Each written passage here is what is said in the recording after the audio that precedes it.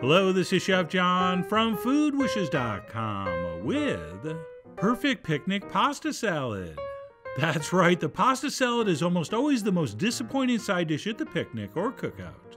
But in this video, I'm going to show you a few simple tricks to turn what is usually a phoned-in afterthought into something you could enjoy as a meal all by itself.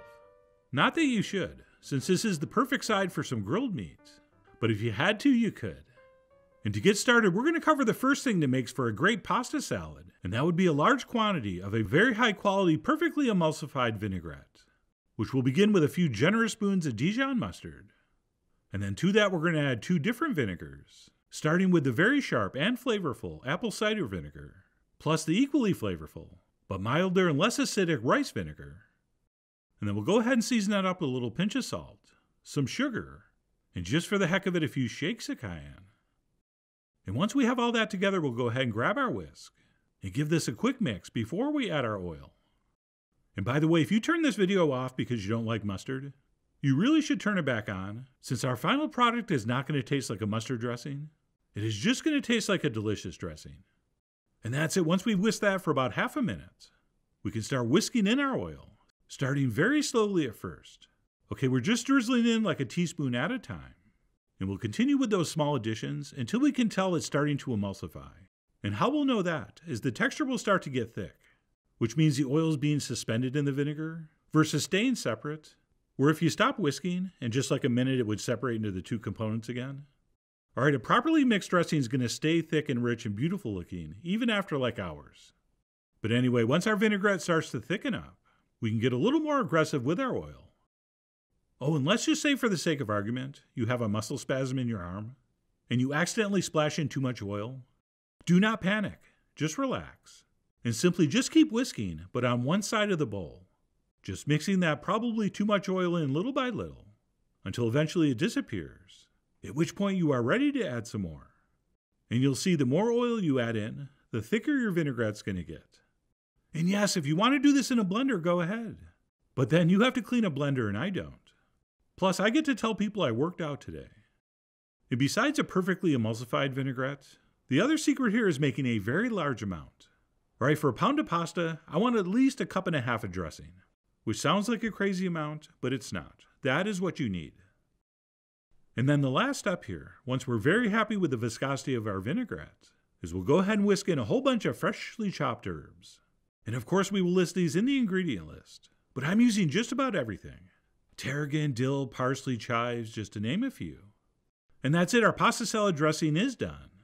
But before we move on to the rest of the salad, let's go ahead and remove about half of that vinaigrette from the bowl, since I like to mix some into the hot pasta, and then we will finish the salad with the rest later. And once that's set, we can move on to the next most important factor in making a perfect pasta salad, making sure the pasta is perfect, which first of all means cooking it in properly salted water. Okay, that water should actually taste like salt water. And then once that's boiling, we will add the pasta of our choice, which for me is going to be a fusilli bucati, which is absolutely perfect for grabbing onto the vegetables and the dressing. But any short, similarly open pasta will work. And besides cooking this in well-salted water and choosing the right shape, the most important tip here is not to undercook your pasta. Right? So many pasta salad recipes say to undercook the pasta for a minute or 2, which to me is a huge mistake. So I'm cooking this stuff all the way until it's tender. And then while we're waiting for that to cook, let me share another thing I think makes for a great pasta salad, and that would be including a combination of cooked and raw vegetables. And for this salad for the cooked veggies, I'm going to go with some sliced snow peas, some sliced carrots, some fairly small English peas, and some broccoli flowers, which is often sold as broccolini. But anyway, what I like to do, since I have some boiling salted water on the stove right now, is go ahead and stir this into my pasta about 2 minutes before it's done, and that way I can just drain everything at once. And it's actually a pretty easy way to do things. And yes, it would be more exact to cook these vegetables separately, since they will have slightly different cooking times. But you know what? I don't care. I'm making pasta salad. Let's just do it all at once and take our chances. And that's it. Once our pasta is perfectly cooked, and our veggies have cooked for a couple minutes, we'll go ahead and drain this. But we will not, under any circumstances, rinse this.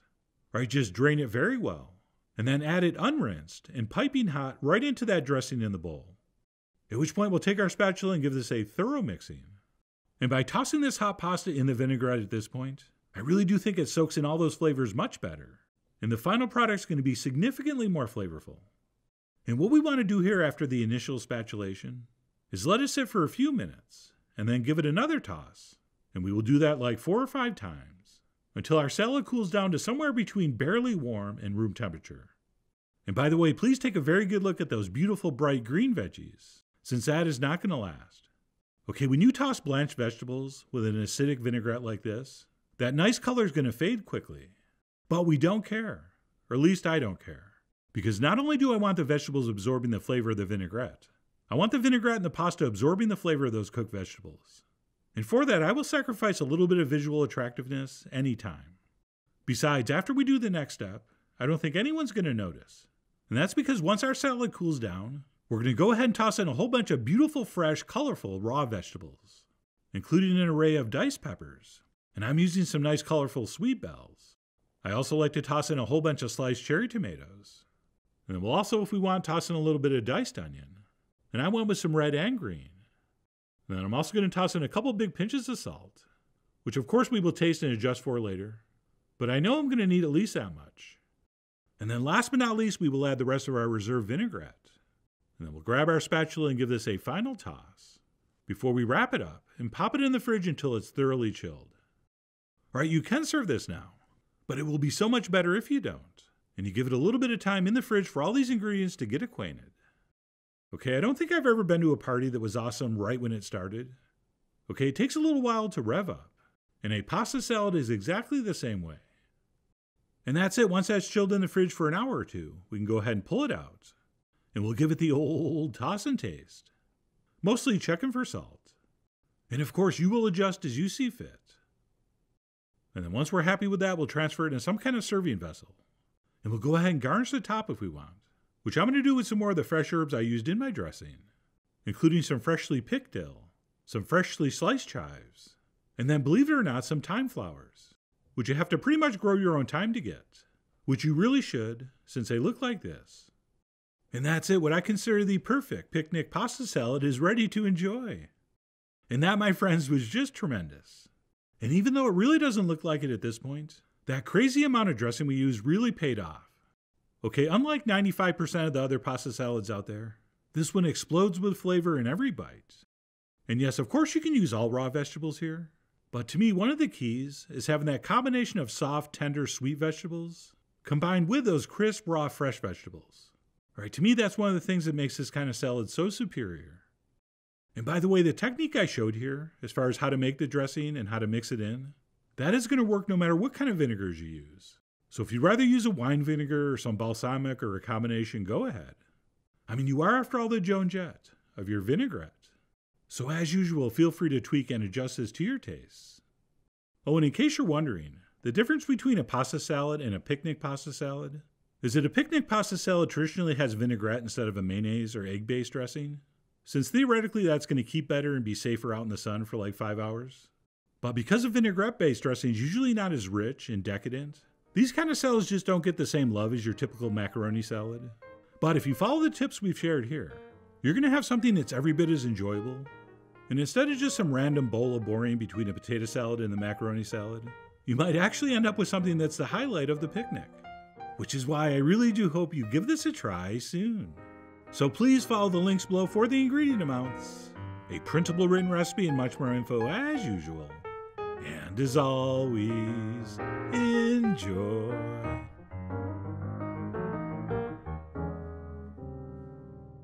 Fried chicken sandwich. That's right, because of all the recent hoopla, I attempted to make a copycat Popeye's fried chicken sandwich. And you'll be happy to know I was actually very successful at making a copycat Chick-fil-A fried chicken sandwich. At least appearance and texture-wise, the taste really was very close to Popeye's. So I guess what we have here is the best of both worlds.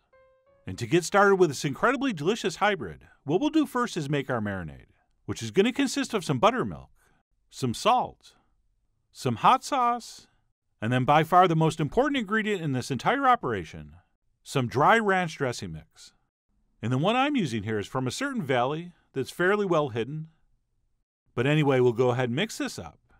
And the reason for the dressing mix is not just because of the herbs and spices. It's because it contains copious amounts of MSG, which in case you're wondering is really the reason that people line up for fast food. Right, besides the convenience and low prices. Okay, it's a proven scientific fact that MSG makes everything taste better. Like a lot better. And some might even say addictively better. And then what we'll do once our marinade's mixed is go ahead and find a couple chicken breasts to toss in there. And what I'm using here is some boneless, skinless breasts, which do not contain the tenderloin, or fillet or finger as it's called. Okay, so if you see that piece of finger-shaped meat, you should probably pull it out and use it in a salad. And then one thing I like to do before we dunk these is take a sharp knife and make a few relatively shallow slashes in the thick end. Right, like 3 or 4 one way and 3 or 4 the other. And you may have actually seen us do this trick when we prep chicken for the grill. And what that's going to do is help our marinade get into the chicken a little better. Plus, it will also help that thick end cook a little more evenly in relationship to the thinner end. And then what we'll do once those are prepped is go ahead and toss them in our marinade until they're very well coated and submerged. And once that's been accomplished, what we'll do is transfer this into the fridge to marinate for anywhere between 2 and 4 hours. All right, that is my recommendation. Some people say you can go overnight, but for me that might be a little too long. And then what we'll do while that's chilling in the fridge is go ahead and make up our breading mix, which is going to be mostly all-purpose flour, to which we will add a little bit of cornstarch, as well as some salt, along with its good friend freshly ground black pepper, and of course some cayenne. And not a little, a lot. If you want your fried chicken breast spicy, which I do. And then we can finish up with the rest of our dry ranch dressing mix powder. Because MSG. And please note I added that with 1 spoon, and then grabbed a different spoon to give this a mix, for no apparent reason. And then once that is combined, we can move on to the final component, the wash, which for me is going to be nothing more than 1 egg, plus some buttermilk, and a little splash of regular milk. And once that's all in there, we'll give it a mix. And by the way, in future experiments with this recipe, I'm going to figure out a way to turn our marinade into our wash. But for now, we're just going to do it separate. And that's it. Once all our components are ready, and our breasts have marinated for a sufficient amount of time, we can begin the breading process. And that will involve using a fork to pull our chicken out of our marinade. And we will let almost all the excess drip off. At which point we will coat that very thoroughly on both sides with our seasoned flour breading mix. And for filming/demonstration purposes, I'm just going to do one here. So I'm going to go ahead and pop that other one back in the fridge, so I can make that for Michelle later. And then what we'll do after that first flouring is go ahead and shake off the excess before giving it a dip in our wash. And then once that surface has been saturated, we will go back into the flour, again coating it very thoroughly on both sides. And we are actually going to do this twice, which is hopefully going to give us a nice thick, sort of gnarly and irregular surface, which will hopefully fry up nice and crispy and crunchy. And I'm not sure, but for some reason I switched to my hands here, which did not work as well as the fork. Right, your fingertips are going to sort of rub off that coating. So when you do this, just use the fork all the way through. Oh, and I should mention, some people claim that Popeyes uses cornflakes in this breading, which they say creates that extra crunchy surface. But I've eaten a lot of that stuff, as in like a dangerous amount, and I've never really seen or tasted what I thought were cornflakes. So I'm not really sure about that. And of course, if you have any inside info, let me know. But anyway, getting back to this, I managed to give it the old double dip. After which I transferred it onto this rack, so we can let it dry for at least 15 minutes before we fry it. Okay, you really do want to give your coatings time to adhere before you fry things. And at this point I was thinking, this is looking pretty good. Right, that surface sort of looked like what I was going for. Although some people say you can dip and dredge that like 3 or 4 times to get even more of a gnarly coating. And maybe more similar to what you see at Popeyes. But anyway, I stopped at 2. And like I said, we're going to let this sit for at least 15 minutes before it hits the hot oil. Which of course you've heated up while you're waiting to a temperature of 350 to 375. And once up to temp, we will carefully place that in. And we're going to go ahead and fry this for about 4 to 5 minutes, depending on the size of your breast. Or until it's beautifully golden brown and crispy and safely cooked through. And you don't have to, but about halfway through I gave mine a flip. Because I really do love to play with my food. And yes, in case you're wondering, you can totally pan fry this in like an inch of oil in a cast iron skillet. That will work just fine if you don't have a deep fryer. So that's up to you. I mean, you guys are after all the olive oils of your fried chicken sandwich oils. And I don't mean olive oil the oil. I mean olive oil Popeye's girlfriend, which is spelled O-Y-L. And if you know that, you're old. But anyway, like I said, we'll go ahead and cook this for about 4 or 5 minutes, at which point we'll pull that out and transfer it onto some crinkled up foil. And that's so the bottom doesn't get soggy, which can happen if you drain this on a paper towel, since that bottom will steam. But here with the foil, we have room for that to escape. And speaking of crispy, this sure looked right, but of course we have to check. And as you well know, fork don't lie. In fact, I saw someone wearing a t-shirt that said that the other day.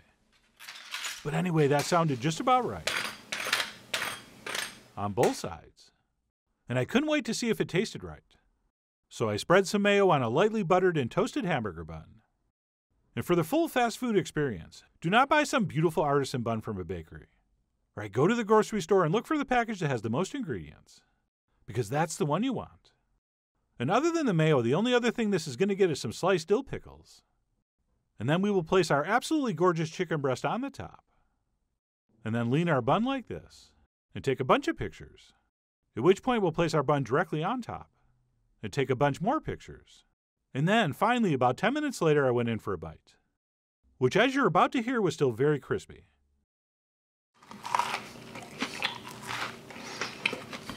And just as importantly, incredibly delicious. All right, that meat was super juicy and flavorful, and really was reminiscent of Popeye's fried chicken. But while that coating really was beautifully crunchy, it really did not have the same level of crispiness that Popeye's fried chicken does, and was way, way more similar to a Chick-fil-A sandwich, which I realize is good news for some of you, but bad news for others. So like I said in the intro, I somehow ended up with a hybrid of both versions. But there was one problem that really doesn't even sound like a problem. 2 large breasts. Okay, the breasts I used were like 8 ounces, and what you really want for this sandwich is like something between 4 and 6. All right, the chicken to crispy breading ratio is off here. And when you have this amount of steaming, moist meat and that thin amount of coating, it's actually going to start to separate and come off, as you can probably notice from these eating shots. Which is not like an actual serious problem, like fast food addiction. Oh, and one other thing that wasn't really a problem was this coating not staying crunchy after sitting for a while. Right, this was like over 15 minutes later. And as you can hear, it still had the sound to astound. But anyway, that's it. My attempt at a crispy fried chicken sandwich. While this didn't come out exactly like the ones at those aforementioned chains, it was still very, very good. And by being able to make this at home, you don't have to worry about some fast food store running out. And if you want, you could eat these on Sunday. So amen to that. And I'll finish by saying I really do hope you give this a try soon. So head over to foodwishes.com for all the ingredient amounts and more info as usual. And as always, enjoy.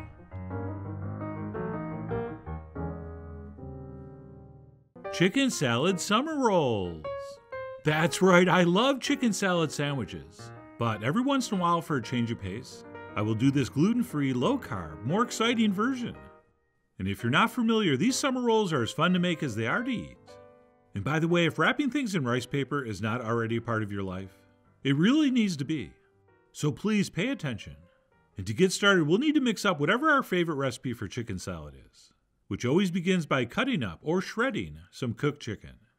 And while I usually do this with leftover roast chicken, this time for the video I poached a couple chicken breasts. And yes, I will include a link for the official Food Wish method for doing that. And for a regular sandwich, I don't think it matters much.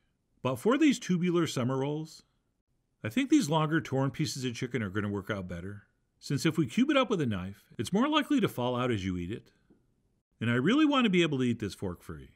So you can chop, but I hope you tear like me. And then to our cooked chicken, we'll add a little bit of finely diced red onion, as well as some thinly sliced celery. And then we'll season this up very simply with some freshly ground black pepper, some salt of course, as well as a few shakes of cayenne pepper. And then I'll finish up with 2 optional ingredients. A little touch of smoked paprika, which I refer to as the bacon of spices, and then a little bit of ground cumin, which is certainly not going to make this a curry chicken salad, but it's going to give us a very subtle hint of that kind of flavor profile. And that's it. We'll finish up with as much mayo as we think we need, and then we'll give this a mix until everything's thoroughly combined. And one reason I've never done a video for my signature chicken salad is because it's so boring and unremarkable. Okay, I really do like it fairly plain and basic, although sometimes I will add some herb. But as you'll see later, I'm going to dip this in a little bit of an herb aioli. so it sort of would have been redundant. But anyway, the point is you're going to mix up whatever your favorite chicken salad is, at which point we'll cover that in plastic, and we'll pop it in the fridge until we need it. And sure, you can use it right away, but every chicken salad is better if it's thoroughly chilled, and those flavors have been given time to develop.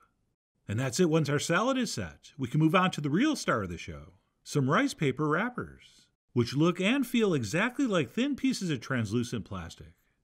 And they're usually sold in two sizes, this small one here, and then a larger one about the size of a dinner plate. And before we can use these, we need to soak them in some cold water until they become flexible. But be careful not to over-soak them, because as these hydrate, they get extremely soft and flexible, and if you go too far, they're harder to work with, and they could tear.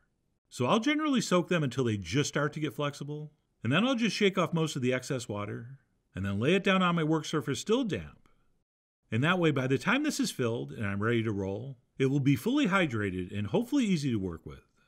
And that's it. What once used to feel like plastic now feels like a thin piece of rubber. We can go ahead and start filling this with our non-chicken ingredients, which for me is going to be a couple slices of perfectly ripe avocado, followed by some strips of raw vegetable. And I'm going to do 3 kinds. All right, I cut up some orange and red baby bell, which are obviously pretty sweet, but you could, of course, if you want, use some hot pepper. And then I'll also be doing some pieces of English cucumber, as well as some thin strips of carrot. And please note, we're starting about 1/3 in from the edge. Okay, we need to have enough room to grab that rice paper so we can start the wrap. So make sure you leave about 1 inch uncovered. And then speaking of covered, once we place down our veggies, we will transfer over about 1/4 cup of our chicken salad, spreading that out as evenly as possible. And this would be the perfect time to pass on the very obvious advice that you really can put anything you want in these. So feel free to customize to your heart's content. I mean, you are, after all, the biz marquee of what these should be, and you should make these any way you want. And that's it. Once our chicken salad's been applied, we'll go ahead and top this with a half a handful of finely sliced romaine, or the greens of your choice, at which point we will start rolling.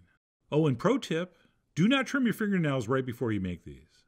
Otherwise, it can be a little tricky to grab that edge. Come on. You can do it. There we go.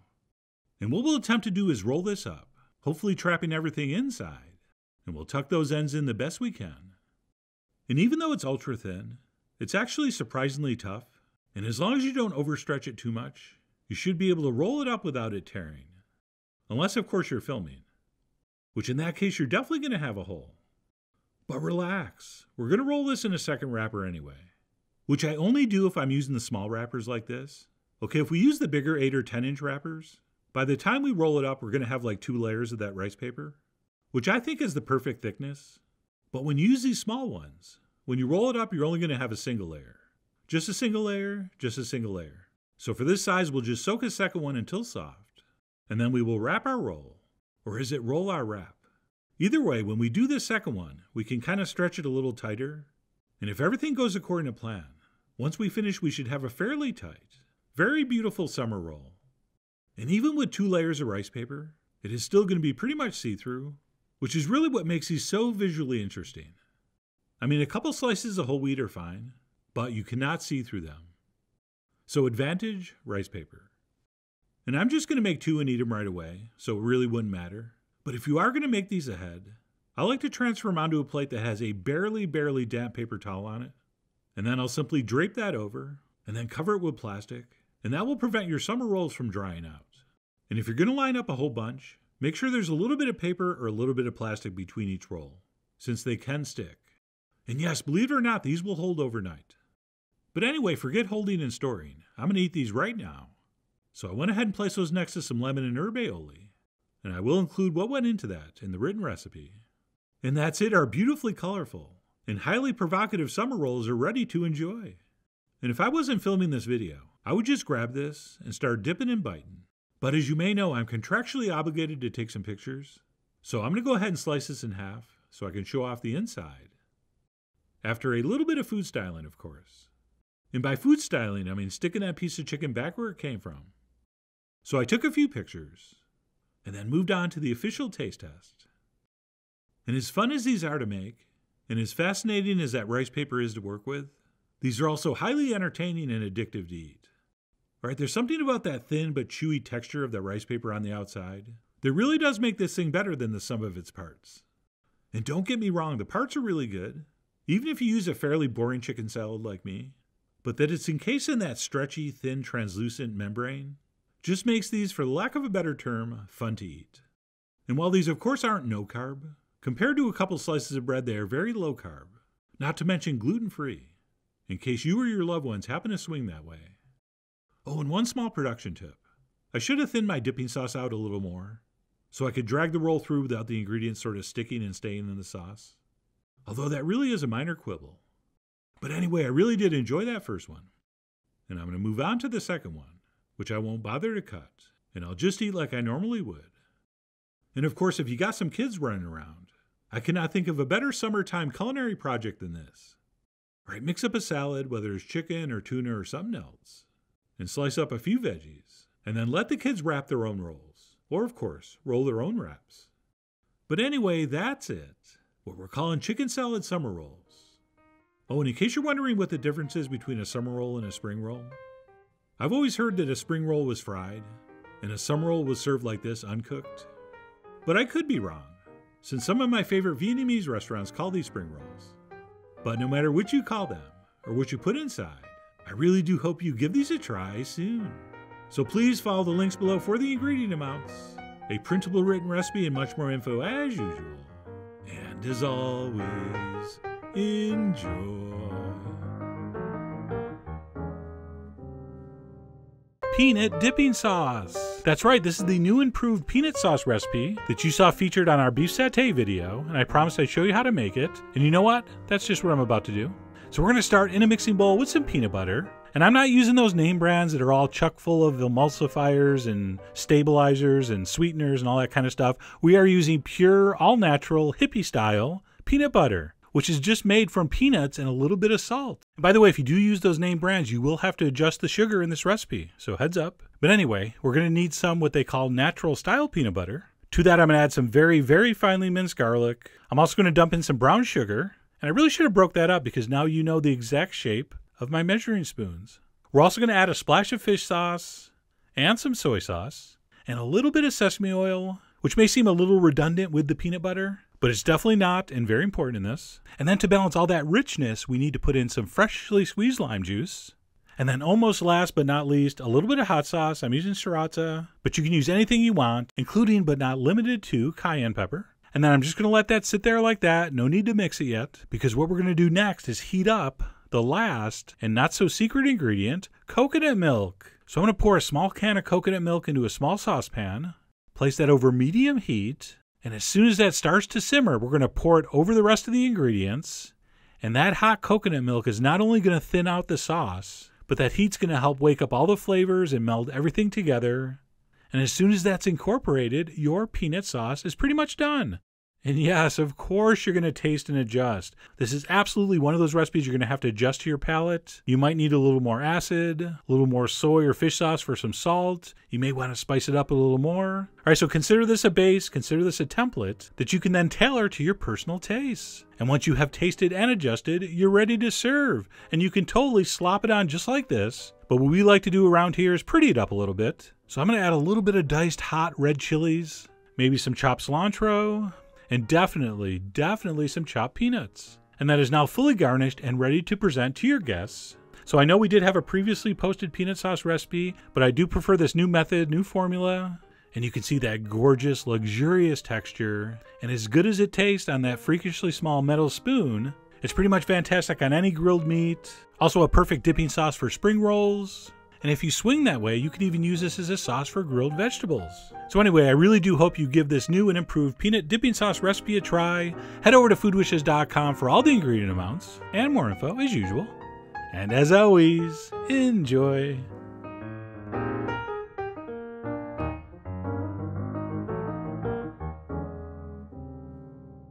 Grilled Chicken Teriyaki Skewers with Miso Ranch. That's right, I'm very excited to show you how to make some real chicken teriyaki. And by real, I mean making one from scratch and not using one of those bottled marinades. Plus, we're going to be pairing this amazing chicken with what I would describe as an unreal miso ranch. And while both these components were so good they could have been their own video, paired together, they created one of the most delicious things I've had in a long time. So with that, let's go ahead and get started by soaking some pointy bamboo sticks in water, which will help prevent them from burning when we put them on the grill. Sort of. I mean, they still burn, but just not quite as bad. And then once we've prepped that wood like we should, we will move on to cutting up our chicken, which in my case is going to be some boneless, skinless chicken thighs.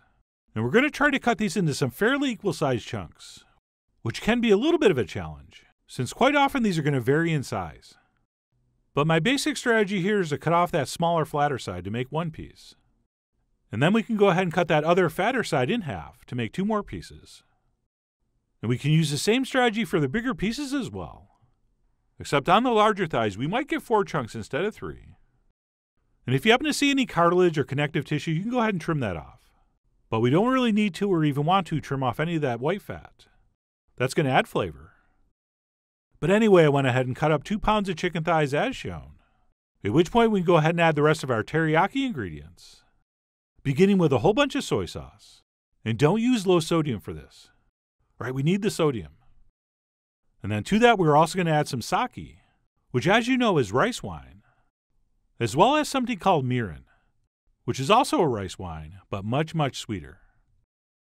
And then to all that, we will add some finely grated ginger, as well as some finely minced green onions. And then we'll finish up with some brown sugar and a little splash of vegetable oil. And believe it or not, that's it. And then we'll go ahead and get in there with a couple clean hands, and we'll mix this until our brown sugar has dissolved. And every single nook and cranny in that chicken has had some of this marinade massaged into it. All right, so get in there and get in there deep. And besides having like a dozen less ingredients than the sauce from the store, you'll notice this stuff is significantly thinner and way less sweet. All right, the bottled stuff tends to be just a thick, soy-flavored sugar syrup, which in my opinion doesn't even get you close to what you're going to experience eating this. And then what we're going to do once that's all mixed is go ahead and cover it and refrigerate it anywhere between 2 and 6 hours. And sure, you can go overnight if you want, but it's been my experience that about 4 hours is perfect. So I'm going to go ahead and pop that in the fridge, at which point we can move on to our amazing Miso Ranch dressing that we'll be using as our dipping sauce. And that's going to start with some real mayonnaise and not that reduced fat stuff. Okay, we're going to need that fat. And then to our mayonnaise, we will add some sour cream, or yogurt, or creme fraiche if you're fancy, as well as a nice splash of buttermilk, which is, of course, one of the signature flavors in ranch dressing. And then finally, the star of the show, a nice big spoon of miso, which is a type of fermented soybean paste. And long story short, that makes everything it's in taste better, especially a creamy dipping sauce dressing for chicken like this. And by the way, that's easy to find, and I'll talk a little bit more about that on the blog. But anyway, let's continue on with some finely minced green onion, as well as 1 clove of crushed garlic. And then it's time for our freshly chopped herbs, which will include some tarragon, some dill, and some chive. And then we'll finish up by seasoning with some freshly ground black pepper and a few shakes of cayenne. And normally we would also toss in a pinch of salt, but since our miso is kind of salty, we might not need that. And that's it. We will simply take a whisk and mix this until thoroughly combined, at which point, other than tasting for seasoning, our Miso Ranch is done. And what we've created here is a miso-enhanced ranch dressing, but made with all fresh ingredients. All right, classically, this dressing is made with powdered onion and garlic and dried herbs, mostly to increase the shelf life. But here we're going with all fresh ingredients, and the results are going to be tremendous. So we'll go ahead and mix that up and give it a taste. And I'm happy to report mine was perfect and didn't need anything, which is why I'm just going to transfer it into the fridge until I'm ready to use it. And then assuming it's marinated long enough, we can move on to the poultry poking portion of this program. And if you're using similarly sized skewers, or skewers as someone that speaks English might call them, I like to place 3 pieces on each. And other than start with the pointy end, there aren't a lot of tips to pass along, although I do like to place the more messed up pieces in the center. And of course, I'm obligated to mention, if you want to use chicken breast for this instead of thighs, go ahead. But because thighs have more fat, I think they work better for grilling. Plus, they're usually a lot cheaper. But like I said, both will work, so you decide. I mean, you are, after all, the three-eyed raven of money saving. But more important than that, like I said, I think these taste better grilled and are way more forgiving. And by the way, as you finish this, you should have a decent amount of marinade left in the bowl, which you are not going to throw away. You're actually going to strain it into a saucepan and bring it to a boil so that it's safe to use as a glaze later. Although as I'm watching this, because of the way the chicken juices are going to coagulate, maybe boiling it and then straining it's a better idea. But anyway, the main point is not to throw this away, and make sure you boil it before you put it on your cooked chicken. So that's what I did. And then, assuming our coals are nice and hot, we can grab some tongs and head out to the grill, where we will cook this over some hopefully real natural charcoal. And as usual, we always want to wait for our coals to burn down and get nice and ashy. Alright, contrary to what you see in fast food commercials, cooking over flames is never a good idea. So hopefully your coals look something like this. And as usual, times are kind of hard to get for something like this, but I usually go about 4 to 5 minutes per side, or until just cooked through. And if you want, a couple times during the cooking process, we can go ahead and baste these with some of our reserve marinade. And above and beyond time, as far as judging doneness, it's kind of hard to get an accurate thermometer reading with these. So basically what we're looking for is the meat going from sort of soft and mushy to where it firms up and springs back to the touch. And that is generally the indication you're done. And by the way, the teriyaki gods will punish you for overcooking this. And if you cook it too long, the meat will actually start falling apart on the grill. So that's also something to be aware of. But anyway, you'll figure it out. And roughly 10 minutes after I put mine on, they look like this. And I determined they were ready to pull off. So that's what I did. And by the way, the word teriyaki is made up of 2 parts. Teri, which means shine or gloss, and yaki, which refers to grilling. And right here you're going to get a great look at why that name is so appropriate. I mean, if there's a more beautiful grilled chicken recipe than this, I don't think I've seen it. But anyway, once we've contemplated its beauty, we'll go ahead and plate that up, which we'll do next to some of our freshly made Miso Ranch. And of course, we're going to want to shine these up by drizzling over and brushing on some of our reserve marinade, which you're only doing, of course, if you boiled it.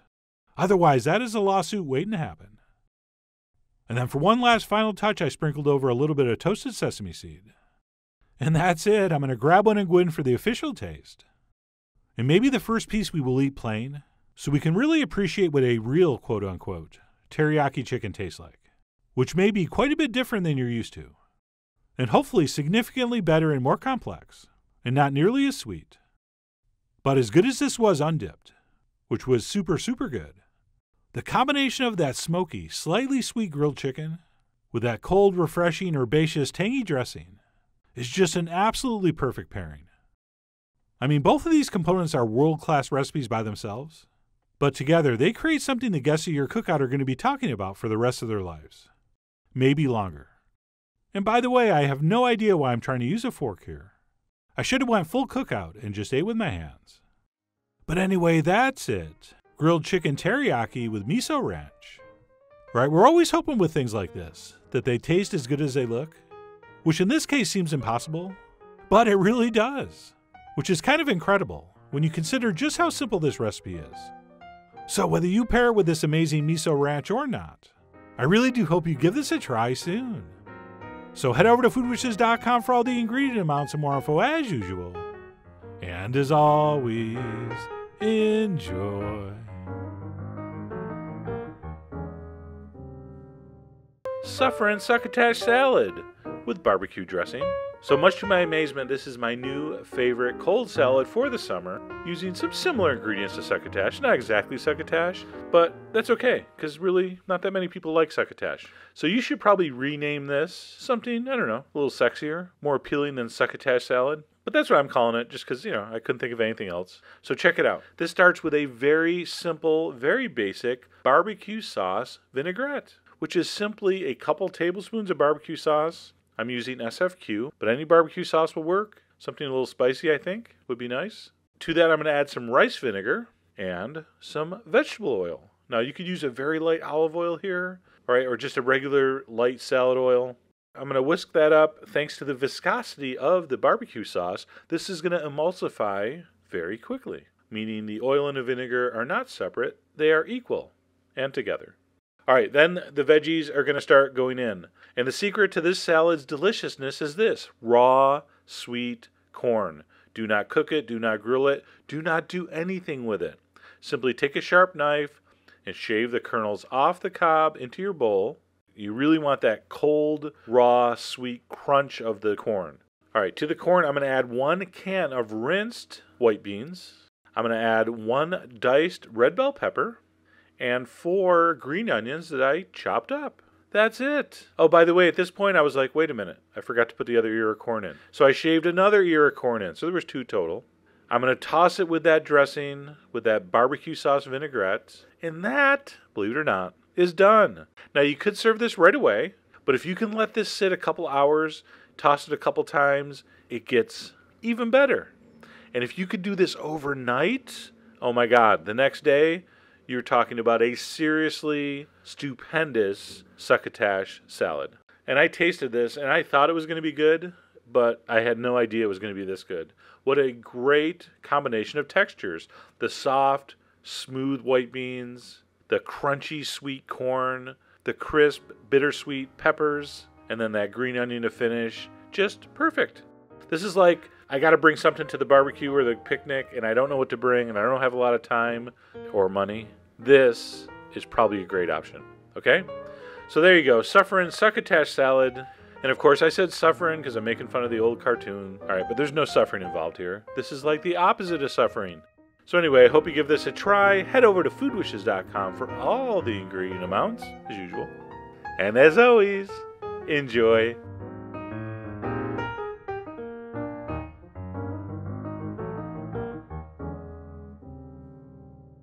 Million Dip. That's right, do not let the name fool you. This stuff is way more affordable than it sounds. And it's only called this because people think it tastes like $1 million. And usually when people say that, it's mostly hyperbole. But this time I think it's very accurate and appropriate. Since if I had to choose just one word to describe this, it would be rich. So with that, let's go ahead and get started on what I consider this recipe's secret ingredient. A big handful of slivered almonds, which we're going to very lightly toast in a dry pan set over medium heat. And while these are technically cooked because they're blanched, I think by toasting them a little bit in this pan before we add them to the dip, they're going to become a little more savory and pair even better with our cheese. And of course, if you want to mix these around with a utensil, feel free. But as usual, I prefer to show off and toss them in the pan. And in case you're interested, we have an entire video dedicated to this technique, which involved a lot of cheese balls. But anyway, we will toss those over medium heat for a few minutes until they just start to smell like toasted almonds. And maybe they start to get a little touch of golden color, but not really too much. And then once that happens, we'll go ahead and transfer those onto a plate, where we will let them cool completely before we add them to the dip. And generally, when you're toasting nuts like this, you always want to add in 1 to 2 extra tablespoons, since recent made-up studies show that's the average amount people will eat as this cools. So something to keep in mind. And then once that's set, we can move on to the only other thing we're going to cook, which would be 6 strips of bacon. That as usual, we will start in a cold pan over medium heat. And we really do want to take our time here and cook this crisp. All right, flabby bacon is not something you want in a dip. And to help you do this properly, I want you to remember the following famous Food Wishes rhyme. When it starts to get foamy, your bacon's almost done, homie. Okay, you see that white foam? That means almost all the fat is rendered out. And once cooled, your bacon is going to be beautifully crisp. So whenever I see that, it tells me this stuff's ready to pull out of the pan. And we'll go ahead and transfer that onto a paper towel-lined plate, where we will let it cool completely before chopping it up. And obviously, you can go ahead and chop this up as small as you want, but I'm not trying to make bacon dust. All right, I'm going for more like bacon bits. So I'm going to stop when it looks a little something like this, as the size of those pieces are looking pretty good to me, except that one piece, that's a little too big. And that's it. Once our bacon's chopped, we can move on to the rest of our dip ingredients, which will include some mayonnaise. And then to that, we will add 1/2 pound of sharp cheddar. And of course, we've grated that ourselves because we're not crazy. And I'm actually using half orange and half white sharp cheddar here, for no other reason than I like the color it provides. And in case you didn't know, it's literally the same cheese, except that the orange is colored with a little bit of annatto seed, which doesn't alter the flavor. And then at this point, we can go ahead and toss in our bacon, as well as a whole bunch of thinly sliced green onions. And do yourself a favor, use a sharp knife for those. The flavor will be better, and I'm not kidding. And then we'll also go ahead and give it a few shakes of cayenne. And that's it. We'll go ahead and spatulate that until well mixed. And while I'm stirring this, let me give you a great tip. When you dump your toasted almonds on that plate to cool, don't do that on a countertop on the other side of the kitchen. Otherwise, you might not notice it and forget to put it in. which of course I definitely didn't do here. I'm just simulating that to make a point. So I'll go ahead and stop and add those now. And continue mixing. And that's it. Once everything's been thoroughly combined, it is technically ready to serve, but I wouldn't. Okay, I highly recommend we wrap this up and chill it in the fridge before we serve it. And of course, exactly how long will be up to you.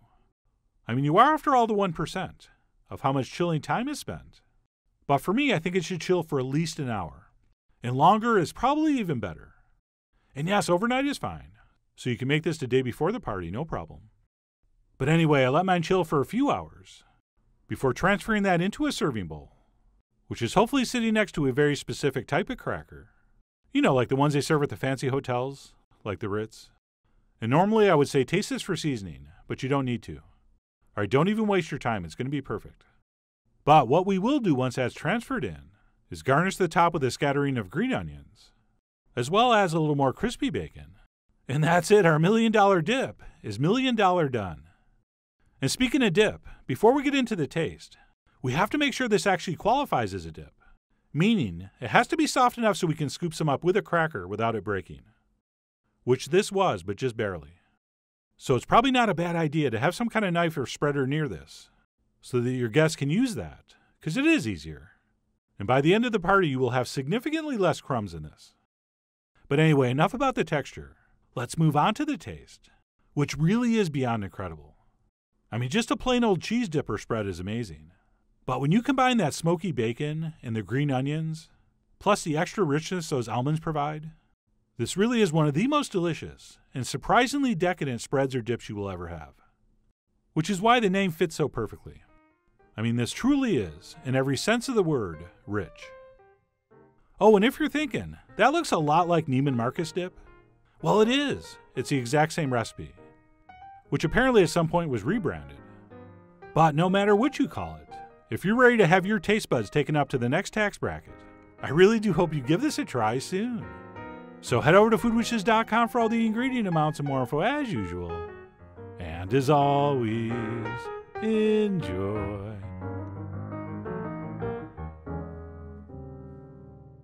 Classic guacamole. That's right, I'm going to be showing you how to make classic, traditional, totally authentic guacamole. Or at least my version. And when you're making guacamole, there's basically two components. There's the avocados and there's everything else.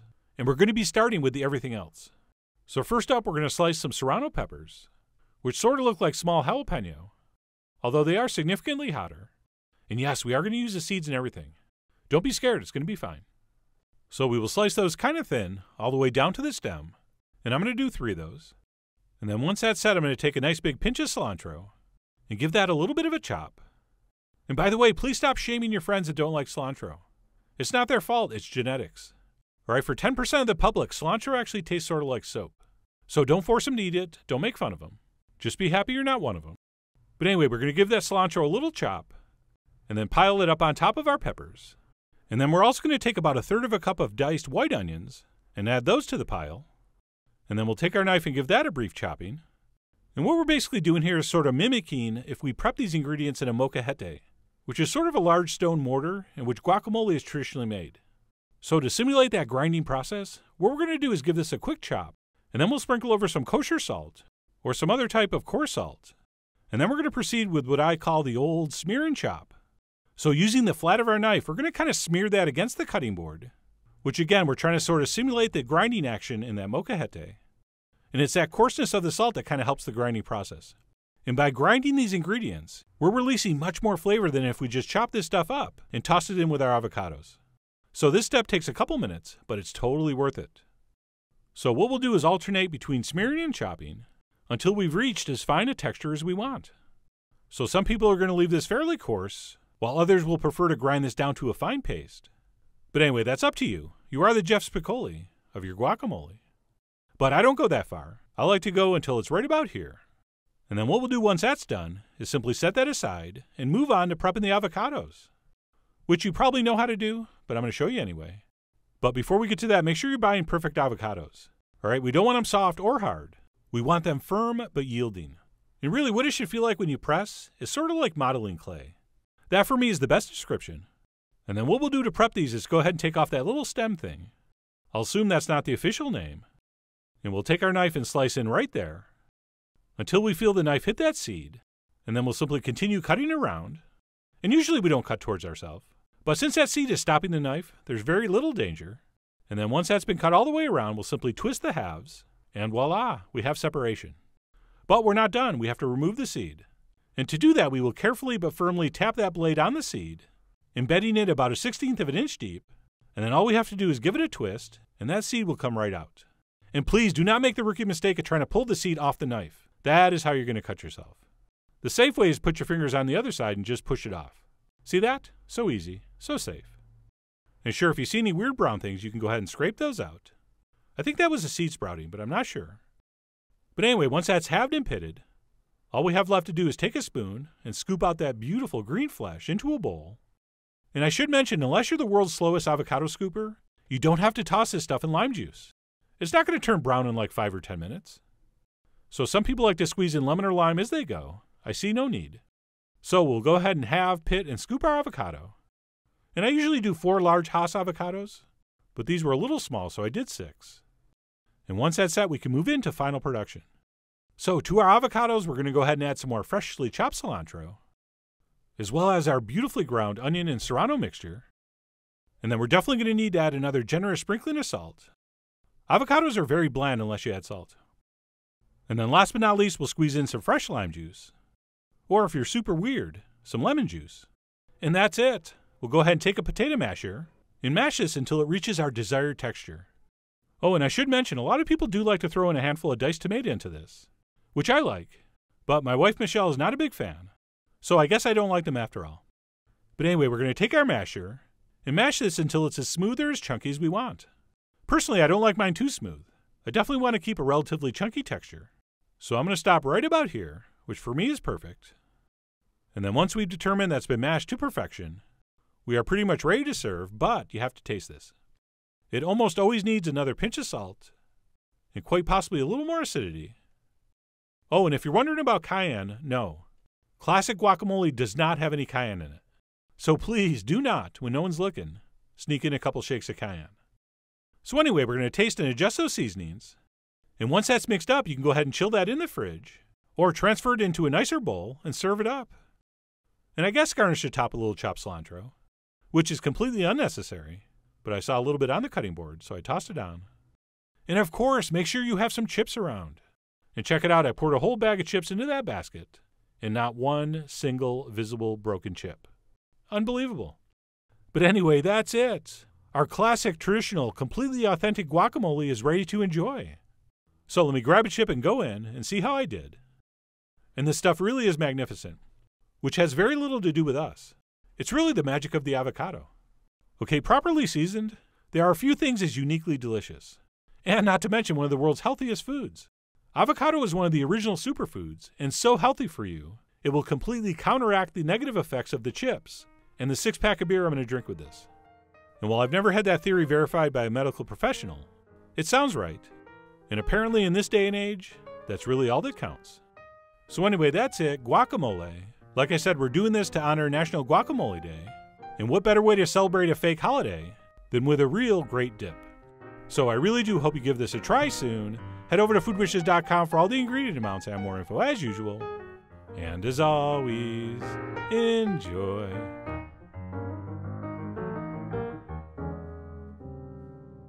Watermelon Agua Fresca. That's right, I'm finally posting a video for my all-time favorite summertime drink. And the reason it's my favorite is because when it's super hot and humid and you're totally parched, there's just absolutely nothing as refreshing, as revitalizing, and as restorative as ice-cold watermelon juice. But why settle for a few precious tablespoons when you can have a whole glass of this stuff? All right, so let me show you how to do this. It is so easy. And if you've not been enjoying Watermelon Agua Frescas, you're missing out on one of life's great drinkable pleasures. So we're going to cut one seedless watermelon in half. Of course, we got to give it the old taste test, see how sweet it is, because that's going to affect how much sweetener we put in later. So step one, we're going to scoop that out into a blender. By the way, this is a fairly standard size seedless watermelon, and half of this will make about 1 pitcher of Agua Fresca. So we're going to scoop that into the blender. And of course, you're going to want to get as much as you can. So go all the way down to the rind. You don't want the white parts, but if it's red or pink, it should go in the drink. Sorry, just practicing for the next poetry slam. Okay, so scrape out as much as you can. And then we're going to head over to the blender where we're going to add a couple cups of water. All right, this is not a smoothie. This is not a fruit juice. This is supposed to be a flavored water. All right, agua fresca means fresh water. So we're going to pour in some cold water. We're going to throw the lid on. And then just to be safe, because this is like 3/4 full, I like to put a towel on top just in case. And I know people say you look good wearing anything, but watermelon juice, probably not so much. So throw a towel over that, start off on a lower speed, and then go to your high setting and liquefy this stuff for a minute. And do not let that pale pink color scare you. That's just 12 to 14 million air bubbles in there. But those will settle and it will return back to that stunning, dark pink-red watermelon color that we all know and love. All right, so once that's completely liquefied, we're going to put that through a strainer. Now, technically, this step is optional, but I really like to do it. Some of my Mexican friends say not to do it, not necessary, but I do like to strain out the fibers from those seeds. So I pour mine through a fine mesh strainer. Just use a spatula to move it around. It only takes like a minute. Totally worth it, in my opinion. And you'll see you'll trap a couple tablespoons of the most fibrous bits. So I'm going to discard that. And what I'm left with is a beautiful bowl of the most gorgeous watermelon juice you'll ever see. Now, if that foam bothers you, you can skim it off. I don't think it causes much of a problem. But just by habit, I'm kind of a foam skimmer. So suit yourself. All right, so the first phase is done. And now to the second phase, we're going to sweeten this a little bit with something called a simple syrup. And I know what you're thinking. Simple syrup? That sounds complicated. Well, it's not. It's simply a mixture of half sugar and half water. So we're going to dump equal parts sugar and water in a saucepan. We're going to place it over medium heat. And we're just going to let that come up to temperature, giving it a stir once in a while until the sugar completely dissolves. And it does not need to come to a simmer. All right, it just needs to get hot enough for all that sugar to disappear. And it will look completely clear just like that. And once you get to that stage, just turn off the heat, let it cool to room temperature. And then based on how sweet your watermelon was, you'll add the simple syrup to that juice and sweeten it to taste. So on the blog, I'll put exactly how much sugar I used, but you're going to need to taste and adjust. You may need a little more, you may need a little less. All right, so you're definitely in charge of how sweet to make this. You are the jefe of your agua fresca. Okay, so stir in your simple syrup. And once you're happy with the sweetness level, we're simply going to transfer that into a pitcher and refrigerate until needed. I suggest you serve this ice cold, even though you're going to serve it on ice cubes. I think it should be cold when you serve it. And here I am ladling it into a pitcher. And then I realized, you could just pour it all in, right?